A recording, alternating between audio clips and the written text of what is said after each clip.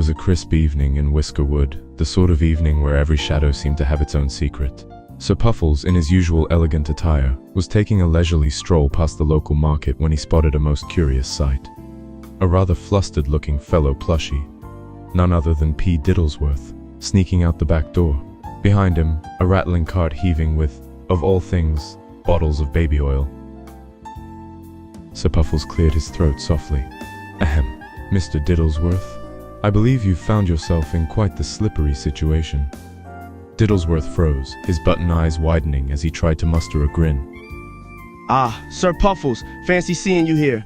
Just running a quick errand for personal care purposes?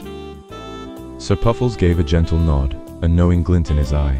Indeed, though perhaps it's a bit unconventional to borrow an entire cart from the market, especially without formalities. Diddlesworth shuffled nervously, clutching one of the baby oil bottles as if for dear life. Well, you see, it's for my business, Sir Puffles. I have a rather demanding clientele that, well, appreciates a glistening appearance. Ah, of course, Sir Puffles began, his tone as smooth as the very oil in question. Perhaps we might find a more reputable approach? Imagine, if you will, the scandal of Whiskerwood's finest encountering a colleague in the throes of such unrefined tactics. Diddlesworth sighed, visibly deflating. I suppose I did get a bit carried away. It's just that baby oil is terribly expensive these days. Sir Puffles placed a plush paw on his friend's shoulder. All the more reason to negotiate honestly, my dear Diddlesworth. A gentleman's reputation is a far more valuable asset than a cart full of oil.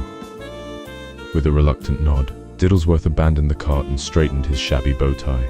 You're right, as always. I'll take the proper path from here on out. Sir Puffles offered him a gracious smile. Splendid. Now come along. I know of a merchant with quite the reasonable rates on quality polish.